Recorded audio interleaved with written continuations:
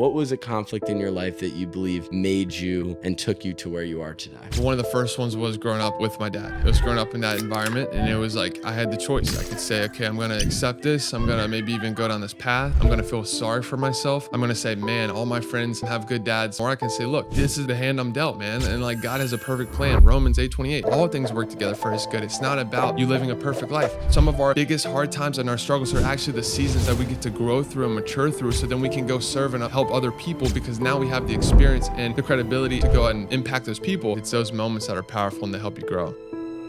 When did that shift for you? When did you kind of realize from a podcasting perspective, because you've been doing the podcast for a while, Yeah. and you were doing a lot of different things with a lot of different brands from a business side of things? When did you decide, I need to not change courses, but I need to double it down on what I love?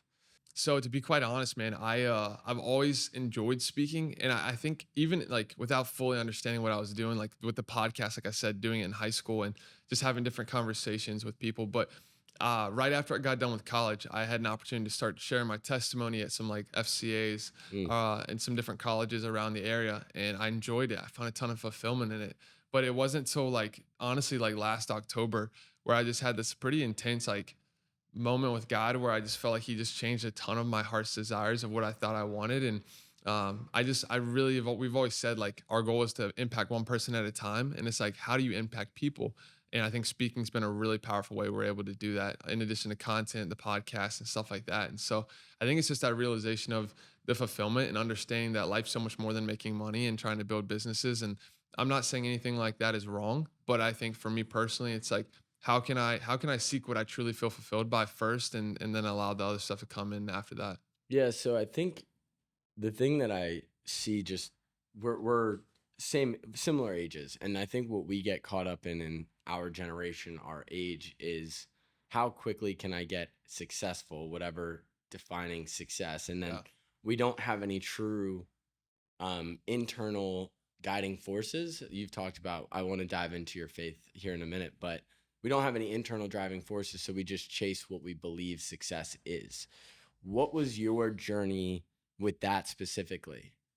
Yeah, man, it's a good question. I mean, to be honest, growing up, I love basketball was like my outlet. So I guess to give you a quick context to like that kind of sets up everything. I grew up in a home with a dad that was addicted to drugs and alcohol. Very Mm. tough environment. My mom's a rock star. She did everything she could to provide for us and give me opportunities.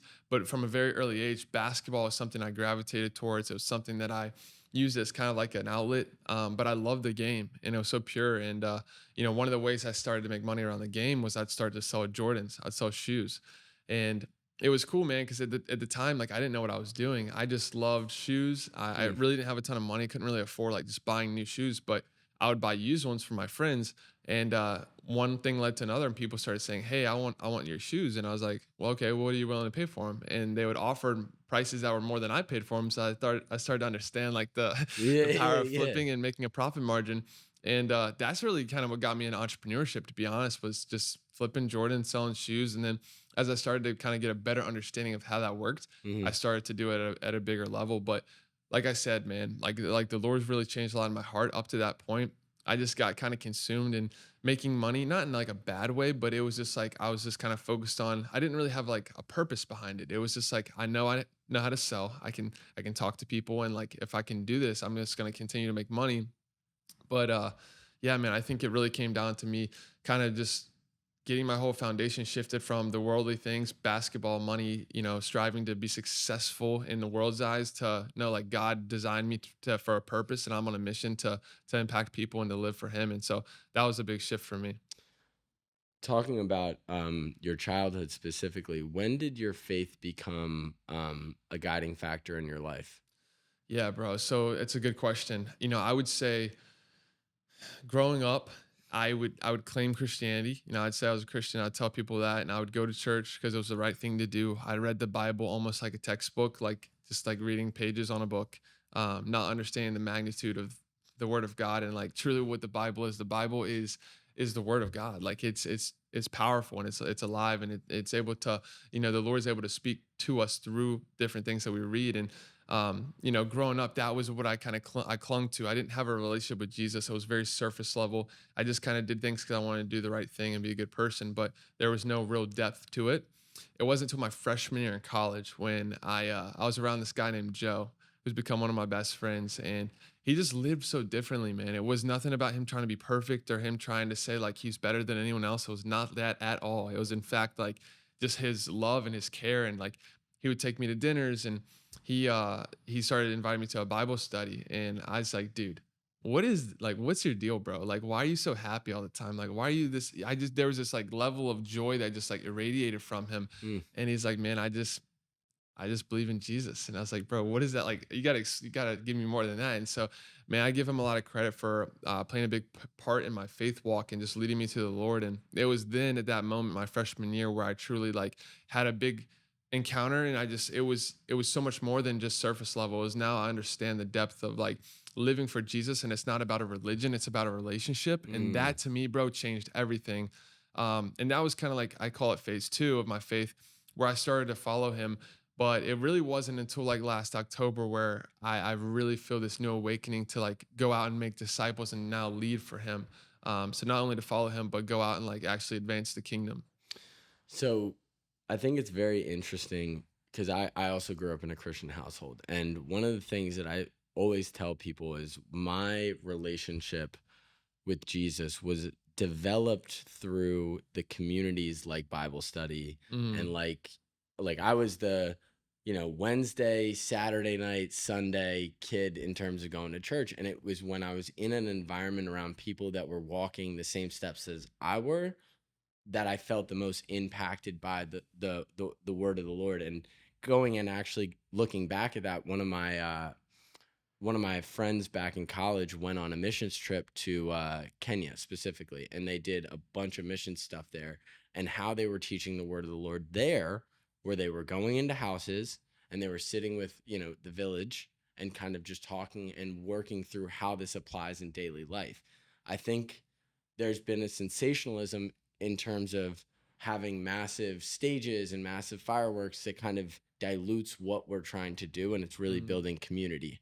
How did that, how do you see that changing your relationship specifically? Because I went to church, I sat with the pastor, yeah. like I sat in the pew trying to pay attention and trying to like absorb what I'm being told. How did that relationship change with you over the years?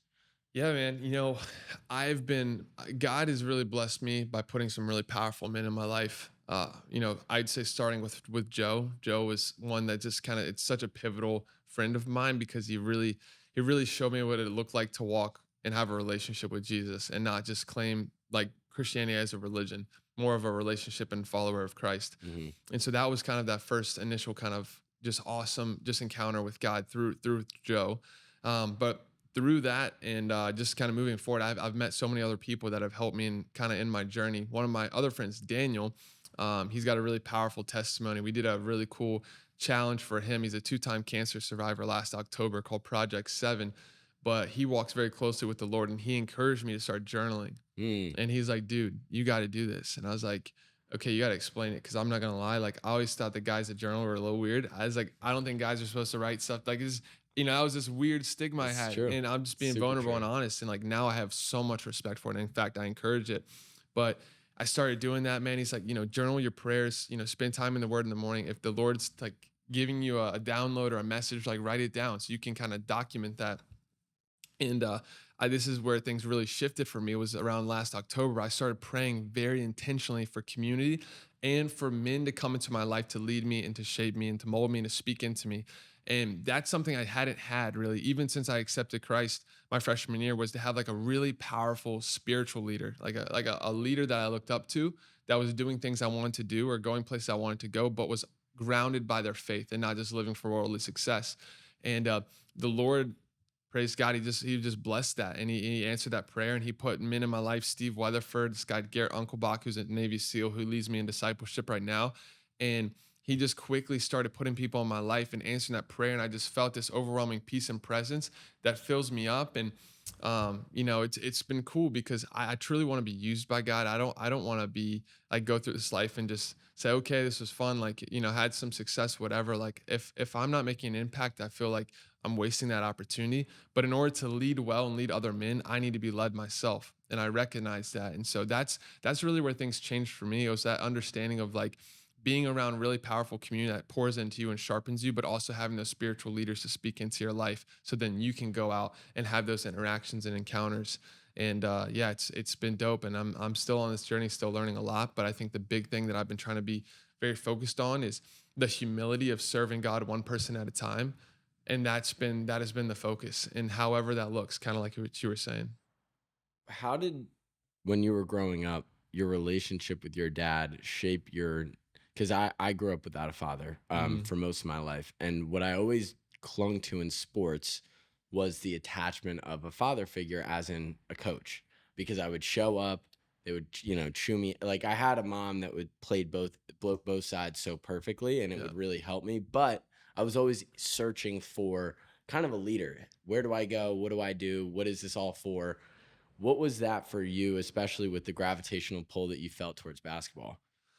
Yeah, I think it was kind of like there's kind of like two parts to this. I think one part was like growing up in that situation. Obviously, I think all people, it's safe to say, like desire a dad, like Mm, desire a father. And no matter who you are, no matter what you do, if you play sports or don't play sports, that's something you desire.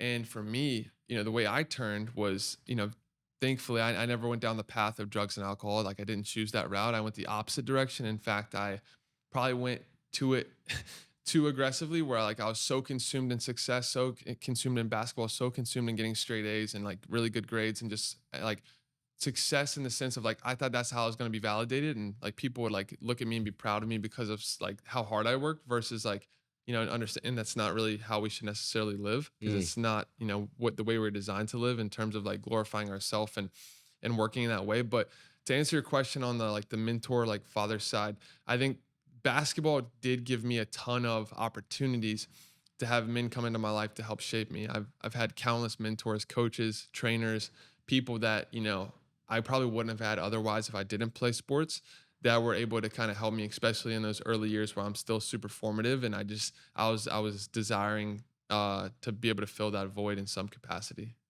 When you transitioned out of basketball after college, what was that transition like as somebody who played a lot of high school football and had that obsession? Like I see a lot of commonalities in the obsession aspect of wanting that success, wanting to be good, and trying to control all the controllables, training all hours of the day, doing everything, being on a schedule. When you get out of college, were you already thinking about that in the lead up? Like, what is this next chapter of my life going to be like? And how did you take that? Yeah, man. So to be quite honest, I up until about my junior year in college, my goal was to be a college basketball coach or do like skill development with NBA guys. Hmm. And I was so obsessed with the game of basketball. I grew up obviously in Raleigh, so I was in the middle Hmm. of Coach K, Duke basketball, Carolina, NC State. There's like just this amazing hotbed for basketball, and I was a huge Duke basketball fan and loved Coach K. And that's truly what I wanted to do. And I think a lot of it stemmed from maybe even if we're getting deep here, like not having a strong father figure and like wanting to like change the Hmm. legacy and be like a leader. And that was like I loved basketball and I wanted to lead men. So it's like coach, like obviously it makes sense. But really what happened, man, was COVID hit 2020. Everybody gets sent home. I'm in Raleigh and I'm sitting there. I'm like praying, like, God, what do you have for me? Is like still to pursue this coaching stuff or, what does it look like? And I've had a lot of peace about starting some sort of community and, just to bring people together. There was so much negativity. There was so much darkness. There was tension. There was all this stuff going on in that year. And I was like, how can I do my small part in like helping people? And so that's what we ended up doing. I was thinking of a name. I was like, what is a good name or what's a good word like I want to embody with this? And I was like, the word ambition. I love the word ambition. I love what it represents. And I was like, where do you start ambition? Where does that come from? And it's like it starts in your head, like in your mind. It's a mindset. So that's how we came up with ambition in mind. And at the time we had no idea what it would turn into or what it was supposed to be, other than we just wanted to do something to help people. So I get back to campus on the summer of 2020 in July, and I'm talking to a couple buddies, and we're like, let's just start an Instagram. So we started a page. We started putting out content, motivational content, workout content, food content, recovery content. And then we're like, let's throw our logo on like a t-shirt. And so we made like 50 t-shirts from custom ink with our logo on it. I put it on my Snapchat, and we sold them all out in a day.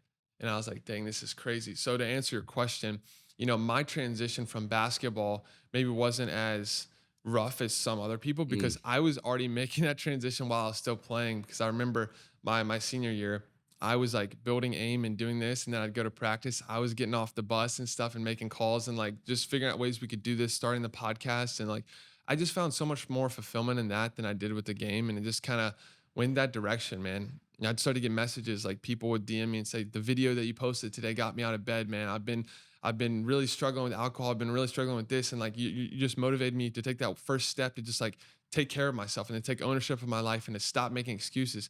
And bro, that hit me so deep. And I was like, bro, I'm not like, this is what matters. Like, helping people is what matters. And so that was my transition, man. And through that, I've been blessed to work with some really cool companies. A lot of them have stemmed from AIM, and like AIM opening the door because I've either was reaching out, trying to do something through AIM or whatever.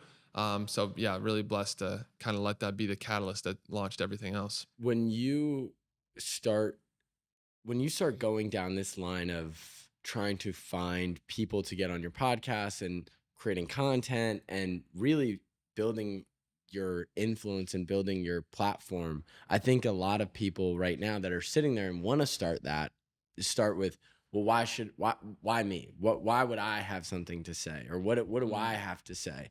And I think it plagues a lot of really good people that have great messages with backing them off from sharing it. So what would be your advice as somebody who's gone from, starting it and, I know what that feels like. You're kind of staring up a mountain. Like I look at all these people with all these followers and you kind of get into this comparison trap. How did you manage that in the early days? Yeah, that's a really good question. I say you have to have a why. You have to have like a reason you're doing it. If your reasons to gain following, if your reasons to make money, whatever, like I'm not saying that that can't be part of your reason, but if it's your sole reason, I truly believe you'll burn out and you won't push forward because it's hard. Especially it's harder now more than ever because so many people want to do it. Mm, And it's not to deter anyone. That's actually the opposite. It's like it's an opportunity, but you have to understand like you're doing it for the right reasons. And I'd say you can't compare. Like you can't, if you're gonna do this thing, you can't look left, right. You can't be like saying, oh, this person's reached this or they've hit this goal or whatever. You can be inspired or encouraged by that, but you can't like compare it to yourself where it paralyzes you. mm. And I think if you come into this game with a really strong heart and a really strong why, and you're not gonna compare, but you're just gonna keep putting that work in, that's the recipe I think for success, because it's not about the result. It's about the process along the way and what you're able to do along the journey. If your goal was to help people, there really is no end goal. You just keep helping people. Like, you know what I'm saying? There's no like point where you're like, okay, I've unless your goal is to help 10 people and you hit 10 and you're like, oh, I'm done. Like if you want to continue to do it, you just got to keep moving. And I think if you care about people and genuinely try to help and serve people, whether it's through podcasting, through content, like if you have something valuable to give and you're giving and not trying to take, that's been another really powerful strategy that we've tried to implement. I think there's a lot of willingness to want to promote and like go after something like that, but what you said is like mission and vision. And so in our company specifically, we didn't really look ourselves in the mirror in terms of what we were doing until we established a mission and vision. Because when you Mm, realize you're doing it for outcome, when you're like, okay, I'm working for this amount of money in the bank or this amount of revenue or this amount, you recognize that fuel source, it's really comes down to motivation and drive. That fuel source is so cheap and not really, it doesn't stick. It's not something that gets you out of bed every day. It's not something that's going to light your ass on fire and you're going to get out and start running. So for people that lack that mission and vision and where they're going, you kind of you can't attach to an outcome and really think that you can be in the game for 10 plus years because you started 2020. We're already in 2024, and I can imagine crazy. the amount of people Yeah. in 2020 that sat there and had all this time to themselves and made similar decisions. They said, I'm going to start a podcast or I'm going to do this, but it was all me, me, me. And I can see where your faith ties in here because that is a fuel source that never runs out. And Yeah, it's bro. true for everybody that knows that lifestyle. I couldn't agree more, man. And I'll be honest, like it's not easy. And there have been times where I've wanted to give up. There have been times where I wanted to quit. And there have been times where I've lived my life where my fuel source wasn't my faith and it wasn't Jesus. And In those moments, bro, it's tough. It's Mm. hard. And it's and just because you put your faith in Jesus, I don't want to make it sound like life's easy because actually it's the opposite. I actually talk a lot about on different podcasts I've gone on recently about the power of suffering and how it's actually a privilege to suffer. And being a Christian, walking with the Lord is not about an easy life. It's actually the opposite. You look at every important person in the Bible that's ever proclaimed the name of Jesus. None of them have had easy lives. None of them. So And true. so it's like, dude, like it's gonna be hard. If you want to do something with any sort of meaning in this life, it's gonna be hard. It's gonna be challenging. And that's why it's worth it, bro. If everyone could do it and it was easy, everyone would do it. But Mhm. the truth is there's hurdles, there's obstacles, there's sacrifices. People don't want to make sacrifices. People don't want to give stuff up to get to what they want. You know what I mean? So Yeah. I don't say that again to deter anyone. It's encouraging because if you truly want it as bad as you think you do or say you do, you're gonna do it. And you're not gonna let anything stop you. The drive and the willingness to just say, if I choose this life, if I want to go do great things in the world, it's a realization that it's starting to get circulated through social media more and more, like the idea of suffering and putting yourself in suffering situations, cold exposure, running, all these different physical exercises, because that's a great way to, put that in your life, manufacture suffering into your life into a way that you're kind of always used to it. But then, you never get prepared for the friend that has cancer. You never Mm, get prepared for the car accident. You never get prepared for these things in life. And I think that's really where the rubber meets the road. yeah. Putting yourself in an ice bath, putting yourself, running long runs, like we do it all the time, but we don't do that to sit here and say, this is our suffering.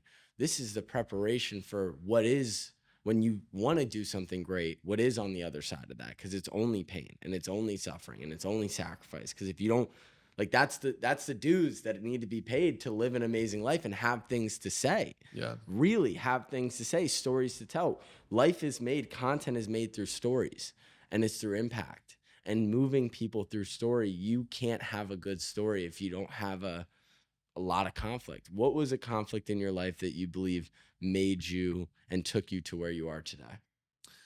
I mean, yeah, there've been a lot. I think one of the first ones was growing up with my dad. It was growing up in that environment and it was like I had the choice. I could say, okay, I'm going to accept this. I'm going to maybe even go down this path. I'm going to feel sorry for myself. I'm going to say, man, all my friends, not all of them, most of them have good dads, play sports with them. Or I can say, look, this is the hand I'm dealt, man. And like God has a perfect plan. Romans 8:28. Like all things work together for his good. It's not about you living a perfect life. Some of our biggest hard times and our struggles are actually the seasons that we get to grow through and mature through so then we can go serve and help other people because now we have the experience and the credibility and just the knowledge to go and impact those people. So I'd say that was been one for sure. Even in college, man, I've had multiple, but yeah, it's those moments that are powerful and they help you grow. With your dad, when you experience those moments at practice, what do you think, like the moments where, my dad should be here moments? I had hundreds of them as a kid.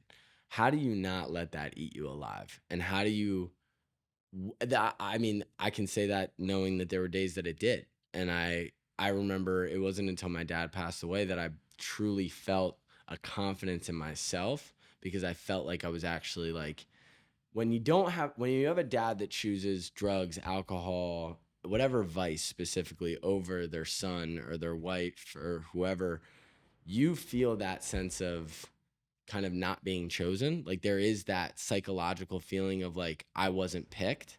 And what that led to in my life before he passed away was a lot of feelings of I'm not good enough Mm, because why would I be good enough? Or my dad would be in my life or he'd participate or he'd do things and he wouldn't choose that vice over me. Once he passed away, I was able to break free from a lot of those mental patterns. But I always look at that and say that was a very hard time in my life, but a blessing point because it allowed me to break free from that. How are you and your brain going through those days able to break free from those bonds? yeah, man, I love that question. I think it's hard. It's really, really hard. But one thing that I've been really cognizant of is like legacy. It's like what legacy do you want to live and what legacy do you want to carry on? And the truth is, no matter who your dad is, who your mom is, and I'll set the record straight. Like I love my dad and like I feel for him. And I never when I go on podcasts and share my story, it's my story. Like it's the truth. Mhm. It's what happened. It's not to slander him or to slam him. It's like I feel for him, and I really hate and I feel for him that he had to go through that. And I pray that God continues to move in his life and continue to build him up. And so that's just the truth of what it is.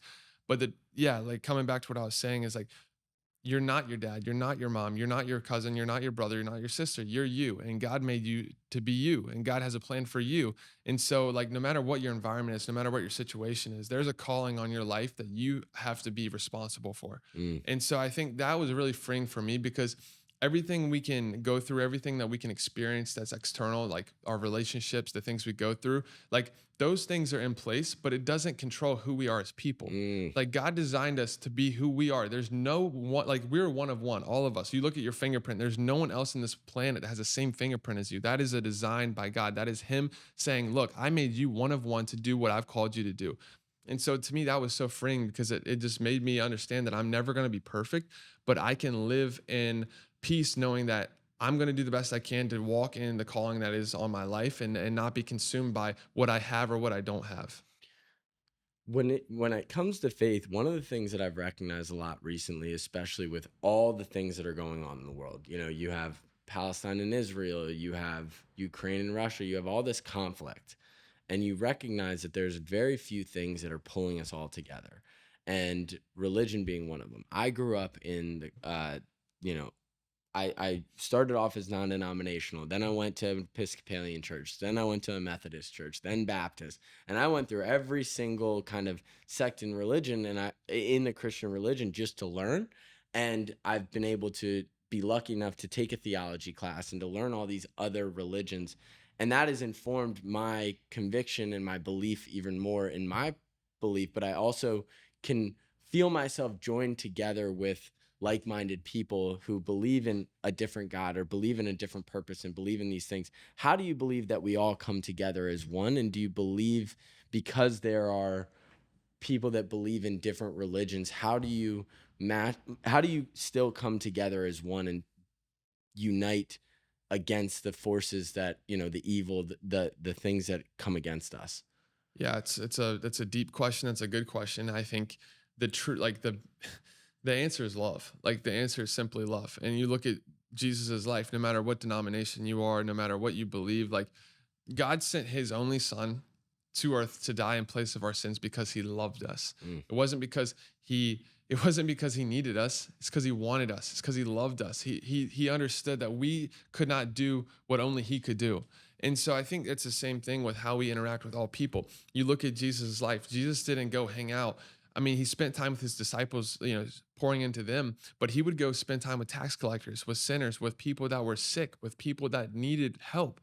And that's the same thing with us. It's like, why can't we do the same thing? Again, I'm not claiming to be Jesus, but I'm saying like, if we want to follow him and walk like him, it's like, we got to love first. We got to truly be the ones who go out of our way to serve, to be humble, to put others before ourselves. And that's, I think that could be one of the most powerful ways that we can unite people is through love. It's not necessarily agreeing with everything everyone else does, but it's respecting it and it's loving it. And obviously standing up for what you believe in. But I think a lot of the issues we face are pride. It's thinking that it's all about me, and just a lack of love in our world. Like that's truly what it comes down to. It's people so consumed in themselves and what they need or what they think they want, and not caring for someone else. I think there's a level of self-obsession that runs the world, and I also think there's a level of a lack of empathy, because an empathetic person constantly tries to put themselves in other people's shoes. How would that make me feel? If I grew up in that environment, would I be judging this person so harshly about the faults that they have? I think we lack general empathy, and that turns into love in all these different religions and these different people that come from all walks of life. It's if we face them with empathy and we try to understand instead of try to get them on our side or Yeah. whatever, I think that is where a great start for dialogue itself. What was a time in your life specifically where you felt like your faith in God and in the Lord Jesus Christ was challenged the most? It's a good question. I felt like it was pretty challenged when I graduated high school. Hmm. And this was before I really gave my life to the Lord, but I was still claiming Christianity. But my during my senior year, obviously things weren't great at home. There was issues there, but I also had an injury. I had an injury which at the time I thought was way worse than it really was. I was in practice and I was guarding someone and I got tripped up and I landed on my wrist, my shooting wrist. And at the time I had an offer from Houston Baptist, was like my only D1 scholarship that was like fully offered, and all the other schools were still like giving me interest. They were recruiting me and they were saying, we want to continue watching you play this season and see kind of how it plays out. And at the time, I thought that that injury was going to really hurt my recruitment, and it changed a lot because I ended up going to a smaller school my freshman year. But what I didn't realize is God, that was a part of His plan. And at the time, I didn't. I feel like this is a lot. People have a similar story in their own way. But at the time, I was so frustrated. I was so upset. I didn't understand, why was I going through this? Why was my home life like this? My parents were about to get divorced when I left for college, and now I'm going to a small school that I didn't want to go to, and I'm just like in a weird headspace. But the truth is, that was probably what needed to happen for my family. That was the school I needed to go to meet Joe, who ultimately led me to Christ. And that's what spirit changed a lot of my life. And so it's in those moments of frustration or testing where God can actually show up and be the most powerful. And I would just want to say that to be encouraging to anyone listening, because a lot of times in the hardest seasons of life where we're challenged and tested, that's where God is molding us and forming us and getting us ready for something that He's ready to do through us. And so it's actually should be like, when you're tested or when you're challenged, like, don't run from God, seek Him, go to God, but understand that it likely something's going to come from it and you're going to be better off because He's going to use it. He doesn't make mistakes. He doesn't waste time. Like, if you're going through something hard, know that it's growing you and it's going to build you to do something that He's calling you to do. What would you say to somebody, and how would you guide somebody um who's a non-believer right now in this day and age where you're constantly tempted with many different things? You constantly have new idols placed in front of you every day of something to worship and something to chase after. How would you direct them? Yeah, all I could really tell them is what I've experienced in my own life. I mean, I think that's the power of a testimony. It's like I could sit here and I can tell you everything about God that I know, everything about walking with the Lord. But at the end of the day, what I'd really want to share is just like, look, this is what God's done in my life. Before Jesus, I was so consumed in the world. I put my identity in basketball, in girls, in self recognition, and pride, and things of this, and that nothing filled me up, nothing sustained me. As much as basketball is great. I had great games. I felt amazing. If I had a bad game, I was crushed. There was no consistency. There was no solid foundation. When I put my relationship in God alone, in Jesus alone, like, my whole life changed in the sense of, not that it was easy, but that it had meaning and fulfillment. And like it talks about in the word, like, when we truly give our life to the Lord, we're filled with the Spirit. When you're filled with the Holy Spirit and God is within you, you start to feel like an overwhelming presence of God inside your life.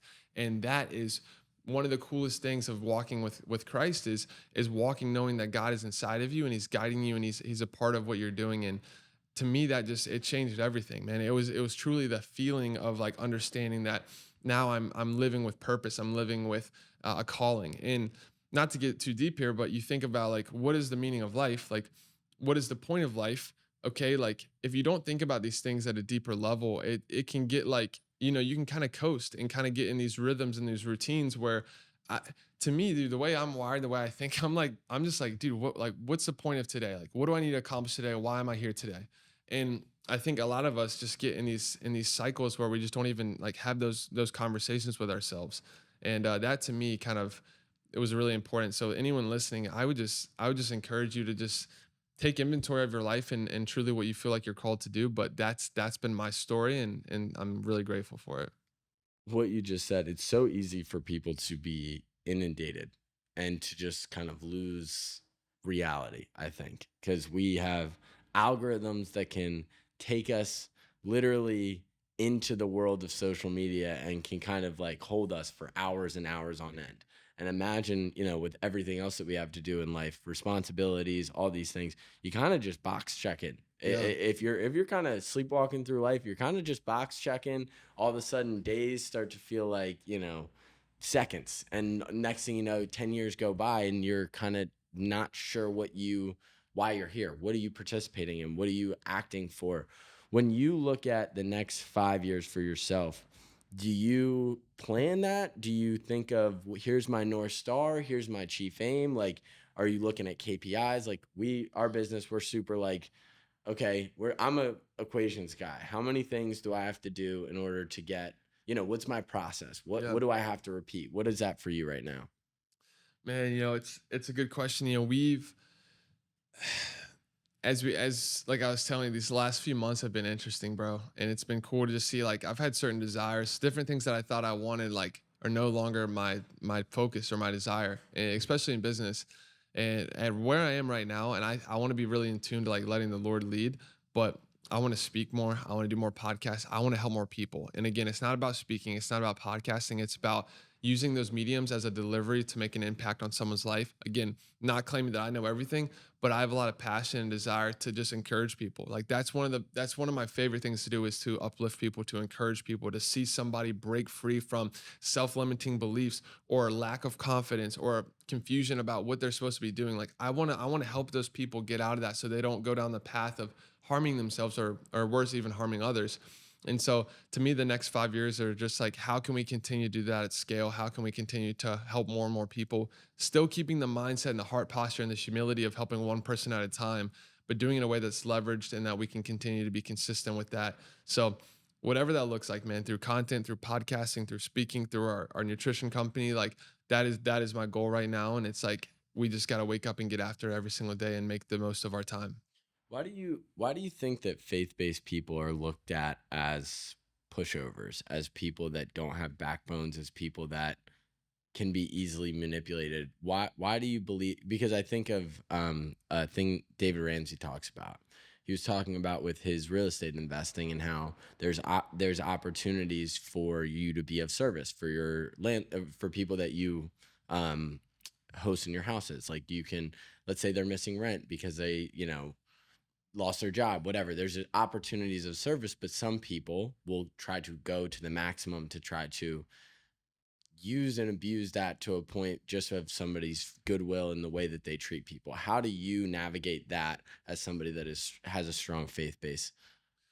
Yeah, it's tough, man. I think what it all boils down to, and I'm actually going to be speaking on this in a couple weeks at a college, but I think God wants our heart. Like He wants our heart. That's literally it. For the longest time, I thought being a Christian meant you try not to sin. Like I didn't understand it. Like I thought I was like, all right, these are the rules, rules. Yeah. These are the rules. Don't break the rules and try to be the best you can be. But that's just not it, bro. It's like God wants our heart. He wants us to desire His desires. He created us as an image of Him. Ephesians 2:10. God created us a masterpiece that only through Jesus we can be made anew to do the good works He has for us.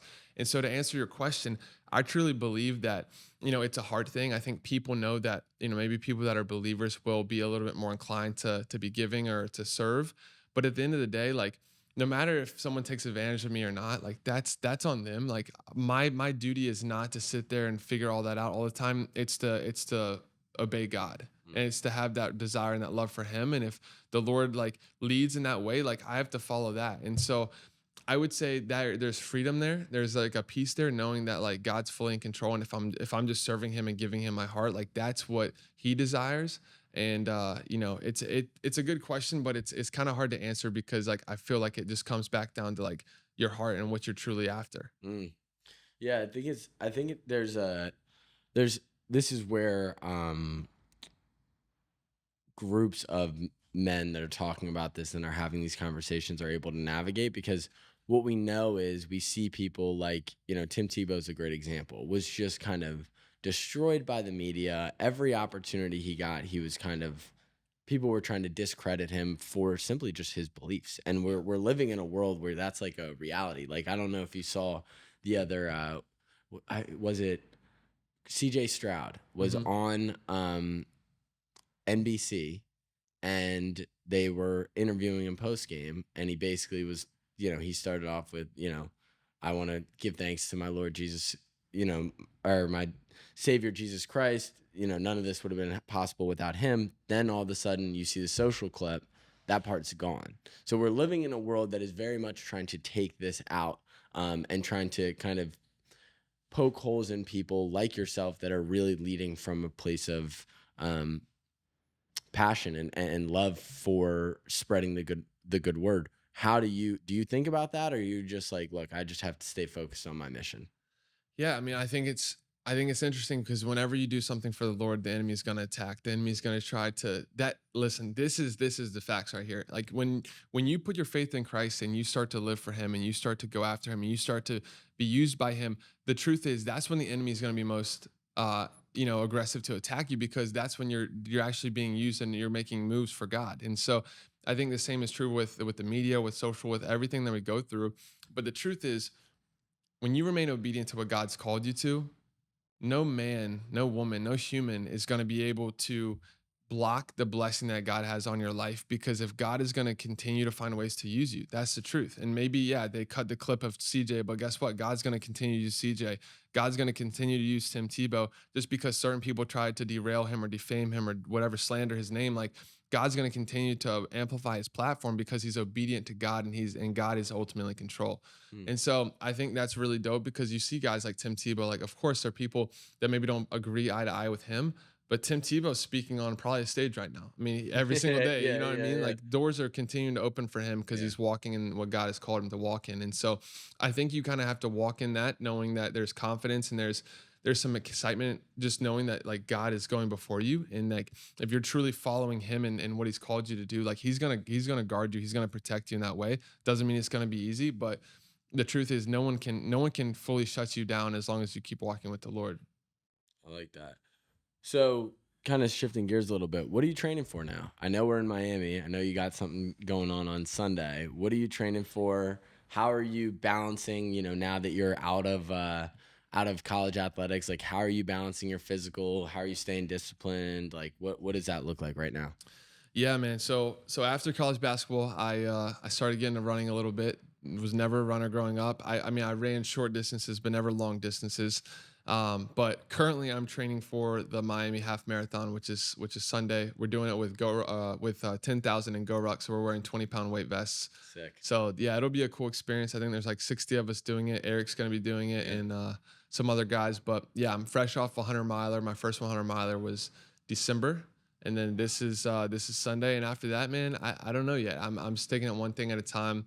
I do have this kind of vision, and I haven't figured this out yet. Maybe I shouldn't even be talking too much about it, but I want to do some sort of like really long hike, but carry like 100-pound sandbag and do it with a group of people where the sandbag can't touch the ground for the whole duration of the hike, and it's more of like a team thing. Like I'm still kind of working out the details, but something that incorporates endurance and strength, and that's kind of And like community. yeah, in community, exactly. And I think it'll be spiritual as well. But yeah, so that's kind of where I'm at right now. So Miami half marathon with 20-pound weight vest is on Sunday. Yeah, I wanna hammer in on that point though, because I think there's a rave with running and there's a rave that's going on, and we're a part of it. We ran literally right before this podcast. We love it. For me, I've done a lot of personal pursuits. I've done a Spartan Ultra. I've Mm, done a couple half marathons. Whenever I'm pursuing something in that realm, this is just myself personally. Whenever I pursue something and it's just about my time and how I feel when I get done, and like if it's just a me thing, I don't feel that charged up for it. On the flip side, if I'm doing something like you're talking about, something in a community, if I'm with a group of guys, like I did my first Spartan Ultra, I was with my buddy Devin and we did it together side by side. Could I have done it that's dope. faster? Probably. But would I have traded that moment of going through something that hard with somebody? No. I can actually go back to one of the stories I wanted to tell was the first Spartan half that we ever did. I was in shape. I was super, super in shape. I was running, getting ready for a half marathon, but it was my first Spartan race. I'd never done one. It was the hardest race I had never done an obstacle. I'm falling on the monkey bars, but every time you fall on the monkey bars, it's 30 burpees. So there's 13 miles, I think 30 obstacles, and I probably failed 60% of them. So I did an insane amount of burpees. The funny thing was, I was talking smack just because we're competitive. I was like, dude, I'm going to wipe the floor with you tomorrow. I'm just letting you know. And Dev was like, look, when you're, sucking air 10 miles in, like, I'm going to stay with you. I'm just going to let you know. Point is, he ended up, I was just beat up. I was probably 300 burpees in. And I'm like, bro, just leave me. And he's like, nah, man, I'm here with you. We're Wow. gonna cross this. We're gonna cross the finish line together. I'm here with you. Ever since that moment, that's what I pursue. I pursue going to war with somebody that I care about. I ran Ryan's first half marathon with him. From then on, it was just about that. I don't think people talk about that enough. I don't Yeah. think we talk about that community that we can do. Yeah, man. No, I love that. That's a cool story, man. It's like, there are a lot of ways to hang out with friends nowadays, but Hmm. when you can do some intentional shared suffering, man, it just really does deepen that relationship, that bond. And yeah, my business partner Lucas, who's become one of my best friends, he and I own Kaizos together, and he and I do a lot of stuff together fitness wise. But he's coming in town tonight, so I'm pumped to do that with him. He's one of my. I've got a few crazy friends, but like he's that friend who I'll be like last summer, for example, I hit him up and I was like, bro, let's just send a half Ironman, like no training. And we did the distances of a half Ironman in Destin one day. Just like it wasn't a race. Like, dude, we literally went out to the ocean, swam a mile and a half or whatever it was. What? We did the bike. It wasn't like road bikes. We had these like hybrid. We rented these bikes from this bike shop, Oh and they were my like hybrid. We gosh. weren't clipped in, bro. We were on sidewalks. We were on the highway. Like it was so sketchy. And yeah, and then we ran and just but like bro, it's amazing, bro. Like I could tell another story, but I don't know if No, you if come you on. want. Yeah, open it up. So earlier last year in March, he and I were going to do the Marin Ultra Challenge, which is a 50-mile trail race in San Francisco. Okay. So we fly out there, and this is all connected to what you just said, which is so beautiful, and I love it. But we fly out to San Francisco. We're in our Airbnb. The day before the race, we go get in the car for packet check-in. And I guess some important context, when we did fly in, probably the sketchiest flight I've ever been on. It was a really, really bad storm. The plane was like landing, like Ooh. moving back and forth, zigzagging. And I was like, this is probably not good for our race, just thinking that how bad this storm is. And sure enough, man, the race gets canceled like the day before, Ugh. and they canceled the whole thing. We're already out there, and we're like, we put this online, like we talked about it, and it's not really about that, but we do want to like stand up to 100%. that, Yeah. and we wanted to do it. Like we were like all in, train for it a little bit, not a ton, but yeah, we don't train a ton, but we're like we're gonna run 50 miles tomorrow no matter what. And so we put out, like, he had some like background with like bike trails, and he had this website like alltrails.com or something, I don't Yep. know. And we literally just pieced together 50 miles. But dude, it was just me and him, and we were just in there suffering. But I will never, bro, till the day I die, I'll never forget that day with him, because it was such a beautiful way for us to like suffer, Yep. but grow in our relationship. And honestly, looking back on it, I'm so glad that it went that way, because it was way more fun and way more memorable. We just like were running around San Francisco, around mountains and the ocean. It was crazy, bro. But it was really cool to do it together. That's the whole part that we just talked about earlier, stories. It's like, what are we doing this Yeah. all for? So Yeah. like I could go run 100 miles, and I want to run 100 miles, but I would much rather if there's any one of my crazy friends that are like, hey, let's do this together, because I always believe that shows who you truly are in those moments. So like I remember specifically, it's like when you get to that whatever moment in that race where you're really deep in the pain cave, that's where you kind of expose yourself to your friends in the most real way. And Yeah. it's like, you can't fake that. You can't put on a mask for that. So when you're sitting in this very vulnerable place of like, I'm extremely vulnerable, you're extremely vulnerable, we're in this together, and we have this shared experience that like very few people will actively go pursue. That's where I just think it comes together, and this bond of the stakes being raised are so powerful. The connection is so powerful. Yeah, dude. It's good, man. It's so much fun, man. I want to keep doing it, dude. We got to do something together now Dude, that now we're building this absolutely. Yeah, relationship, bro. this is gonna be fun. You might see next 250 mile Moab. Moab, yeah, dude. My friend Pierce did it last year, man. He Yeah. crushing it. Yeah, but the ultras are fun, man. The endurance is fun just because it's like, I don't know. It's something about doing something hard for a long period of time that's pretty enjoyable. But yeah, we'll see, dude. I got to figure out what's next, dude. It's cool because once you start, bro, it's hard to stop. It's so hard to stop. He was a never ran. Like I couldn't get. What was it? I mean, they can't hear you, but what was that experience like when you started?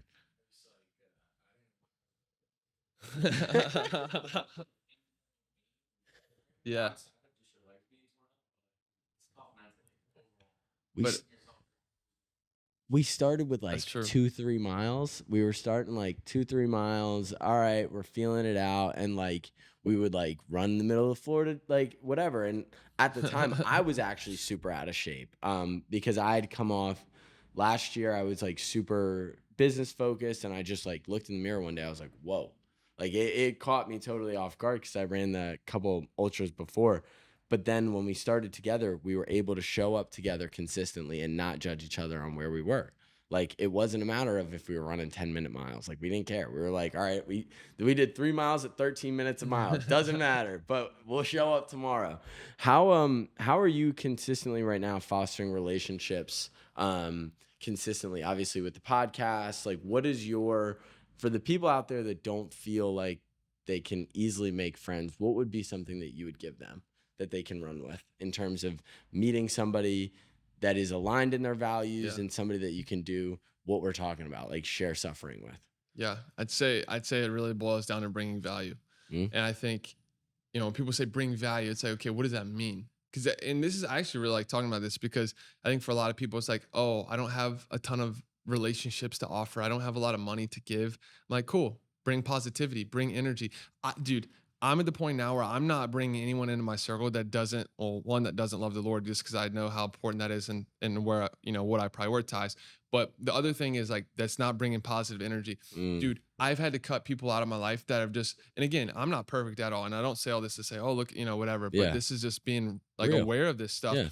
I don't want anyone in my life, not saying we can't have bad days or hard times, because that's how we are as humans, but that's consistently just negative or pessimistic. Like I need people that are bringing juice, that are like firing me up, that are encouraging me, that I'm able to encourage them. And it's like iron sharpens iron. We're going back and forth. We're just sharpening each other. We're pushing. We got this mission.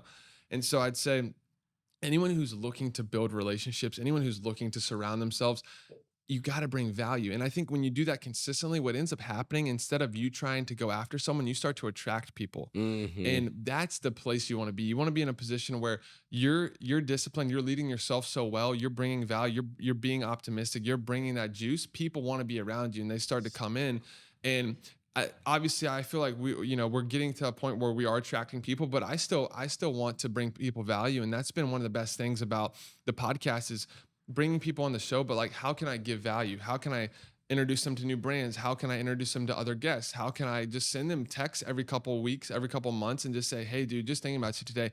I don't need anything. Actually, I just want to send you a message of positivity or encouragement. And just like that goes such a long way, man. And people remember that. And I think it's staying that top of mind of like, oh, wow, this person really cares about me as a person, not just what I can do for them from a business standpoint. And that's been really helpful for me. If it's fake, it won't work. If it's True. fake, it won't work. I think I read Napoleon Hill's Laws of Success. Book changed my life. Really highly would recommend it for anybody. One of the things they talked about was enthusiasm. And it's like it was one of the craziest moments of my life when I really processed this. Enthusiasm. Yes. Is some of it like created in yourself? Yeah. Like one of the things he was talking about, it's like show up even if you don't feel it in the initial moment. Like, yeah, you're not going to feel it all the way. Create it. Like convince yourself, like basically sell yourself on why you're excited to do this thing. Like if you're going into a run, yes, you've probably ran the same location 100 times. There's nothing different. It's probably raining. It's probably crappy. Get excited about it. And anyways, the whole point of enthusiasm being integrated, I go to our company. I'm like, everywhere we go, we're enthusiastic because it's contagious. I love that. Because if I'm not feeling it all the way, but he is or you are, and you're enthusiastic and I'm trying to be enthusiastic, I'm going to end up being enthusiastic and we're going to be really stoked about what we do. And I think so many people are, when they go into relationships, they're like, me. How can you serve me? What can we do? Like, I need somebody to talk to. I need you to do this for me. I need somebody to hear all my problems. It's like, slow down. It's not about that right now. It's about making sure that people can look at you and say, this is somebody that I want to spend time with, because time is an investment as people, and all we have is that. So why would they want to spend time with you? Are you enthusiastic? Are you giving them energy? Yeah. If not, that's probably where you got to start. Yeah. I love that you say like, you're not always going to feel good, but you can control that. When we did the 100 miler in December, there's a guy, Alex Hill, who has become a good friend of mine. He actually the Lord used him in such a cool way for him to like kind of open up all these doors with Steve and the race and everything. So he's an awesome guy. But he and I made a commitment when we were running this race together. We said, no matter how we feel, and Jesse has talked about this, Chad, right? I think they have a story similar, but we made the commitment to say, if someone says, how do you feel? You say fantastic. You say amazing. You feel outstanding. It doesn't matter what the word is. I don't care what the word is. It just has to be a word that's positive and that's encouraging, because the truth is you're not going to feel like that. But if you Mm-hmm. say you do, it's you're gonna your voice and your words and your language are so powerful, and not only will that affect how you respond, but it's gonna affect every single person you're around. And so again, kind of coming full circle to like not want to be around negative people. Like I want to be around people that no matter how they feel, they push forward. No matter how they feel, they keep going. No matter how they feel, they tell people we're gonna do this. We're gonna get through this together. And I love that you said that, because that's literally what we said the whole entire race for 100 miles. We said no matter what, if someone asks you, how do you feel? I feel fantastic. It's so funny because even practically, so we literally parked probably half mile away, and we were looking at our phone, and we have all our podcasts set up, and we're like, oh, it's only a half mile away.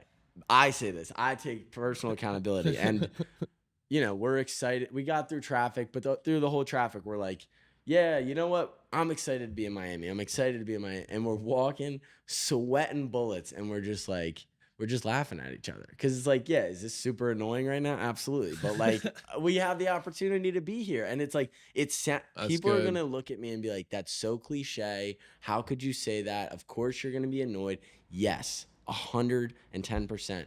The whole goal is just in a situation that actually sucks. If you can almost trick your mind into just believing that this is a positive opportunity and find some sort of light in it, that habit over a long duration of time, when the shit hits the fan, which it always will, you can take that mindset and apply it. Same thing with the cold plunge. But I don't know. I just thought that practically, whether you're in a 100-mile race or you're have to walk half a mile in the middle of Miami, it's the same vibe. You just have to be excited about what you do. And perspective is a big thing too, bro, because I think a lot of times when you have good perspective on the things that suck, it's like it changes everything, bro. When I Mm, was running that race and I was in so much pain, the most pain I've ever been in my life, I can't, like, my legs hurt so bad every step. Like it does, the pain does not go away. At no. least it didn't for me. I don't know. Maybe some people can, it didn't go away. But the truth is, I was like, man, praise God that I can feel pain in my legs. Yeah, oh, Like, bro, so true. praise God that I can feel pain. Uh-huh. Praise God that you can walk a half mile in Miami carrying stuff. Like, dude, like that is one of the most powerful things that we can do, is that shift in perspective. And the cool thing about it, it's not like this massive, like you have to sit down in a dark room and close your eyes and take 3 hours and do breath work and like Nope. really, it's like, bro, just make the shift. It's like a line, bro. And you're so close. And anyone listening that's gone through something hard, like dude, you were so close to just changing a perspective. Like there's always a positive way to look at something, no Mhm. matter what you're going through. Always.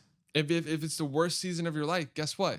It's gonna get better. It can't get Mhm. worse. Yep. And you're learning and you're growing and you're building. And now you're gonna be able to use that and be stronger because of it. It's not a matter of ignoring the bad stuff. It's a matter of acknowledging that the bad stuff is why we appreciate the good stuff. Mm. So it's like, just because, I was on the phone with a buddy the other day, and he's in a tough position, like trying to find out if he has cancer. And we're sitting here having a conversation, and it's like, it's hard to be positive in moments like that. And there is a matter of like, sometimes it's like you have to accept and look at it and say, yeah, this is happening. Yeah, this isn't objectively something that people want to go through, but there has to be a reason why. And it sounds crazy. Like, I sat with somebody the other day, and they were like, yeah, see, believing that a higher power might give somebody cancer, like, I don't believe in that. That's, and I just go, what do you think faith is? Mm. What do you think faith is? It's because you talked about with your situation with your dad. It took years to understand why that was. Why did you have to be in that For sure. position? It took years. You'll never and you'll still find reasons years down the road. But what is faith? It's in the moment it happens. It's saying this was meant to happen. Like, it's whether my emotions are happy, sad, whatever about it, it's here, it's present. Let's look at it. And baby, we lived. We're living. This Yeah. is a great example. That's That's right. what I told my buddy. I was like, look, if you ever wanted to realize that, like, hey, we're living, breathing organisms that like things can happen to, it's like you just kind of have this new refresh, like, man, all right, it's not so serious. Life isn't gonna, we need to look at it fun, because if you Yeah. don't, it's like, what is this for, man? Yeah. It's good. Yeah, if you have breath in your lungs, man, God's not done. Yeah, it's true. No matter what state you're in, man.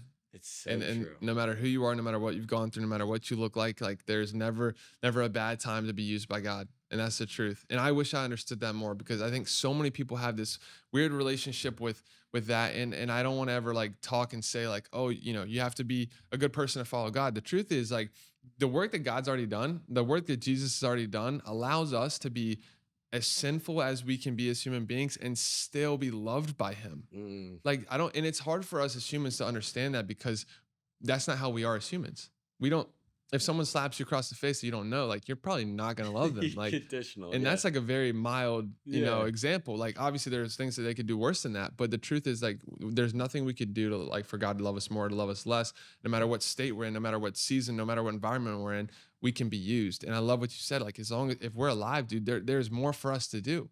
And that excites me. Like that's like, dude, let's go. Like what else can we do? Until you lose it all, you don't realize that there's not like worldly possessions, all this type of stuff. Like we really do just have this one line of conscious, like we're one line of conscious being that we're currently living in. And whether it's a good day, bad day, stock market's up, down, we're still doing this thing that's called life that it's hard to even comprehend. It's like, you might as well take that and be grateful for it and be, happy that we're able to do it. But when you tie in the aspect of faith, you believe that there's a purpose. You believe Mm. that there's a mission. You believe that you're being used for good. And it's really, how do you shift and how do you look at it? Absolutely, bro. That's good. I love that. Man, I think me and you could go for another 3 hours if we For had sure. to. We'll have to do a part two. I definitely, before we get out of here, the show's name is Piece of Grit, because back when I was a kid, I think one of the biggest insults that you get is like, you're a piece of shit. You're a piece of shit. And I realized that in order to live a good life, grit has to be at the forefront. Has to be. Grit has to be at the forefront, because whether rain, shine, you have to attach yourself to something that you believe is bigger than you. And then in the face of adversity, in the face of anything, you can push through that. So, what to you, and what was an example in your life where grit took you the distance? Yeah. So what is grit? And then kind of give an example. Yeah. So grit is simply not backing down. It's pushing forward. It's knowing that life's not going to be easy, that things are going to come up. In fact, you don't want it to be easy. Suffering's a privilege. Suffering is something that we get to do, and it's something that you should desire because it's going to help you grow. And I think grit embodies that. I think it's that mindset and that wherewithal of just pushing forward no matter what is going on in your life. I think a big part of that was my childhood. I bring it up a lot, but I think I had to have a lot of grit to survive. It was survival, man. I had to have a lot of grit to keep moving forward, to be young and have to mature at an early age, to take care of my mom, to protect her, to help my brother grow up, and to do the best I could to set myself up for what I truly felt called to do. And so, man, no matter what you're going through, no matter what you have going on in your life, you got to have grit. You got to keep pushing, and you got to know that it's all going to have a purpose behind it, and you're not doing it just out of thin air, but you're doing it with intention, because you're going to be able to help a lot of people and yourself. Man, I love it, man. I love what your mission you're on. How can people support you, watch you, subscribe to you? Where are you at on the social medias, and what do you got going on that people can support you with? Thank you, bro. Yeah, no, I'm super honored and grateful to come on the show. This has been awesome. Social, like I'm on at Doug Elks on all platforms: TikTok, Instagram, YouTube, everything. We do have our podcast, the AIM podcast. It's been a fun show. We'll have to get you on there Yeah, love it, and man. yeah, bring you on to our show. And we got Kaizos. That's my nutrition supplement company, KAIZOS.co. So yeah, we're excited about some new products coming out soon with that company. And then, like I told you, man, my mission is to help one person at a time. So we're doing some more public speaking. So my personal website's dougelks.com for bookings and stuff like that. But any opportunity we can to serve and help people, man, that's our focus right now. And I'm just blessed and thankful to have opportunities like this to just come on a show and be around good guys that are serving and wanting to help people and impact. So super grateful for you, bro. Appreciate you, man. Yeah, bro. This is dope. That was a great one. That was a great one. Let's go, I boys. really felt good about that. Yeah, good, man. I'm glad. Yeah, that was awesome. You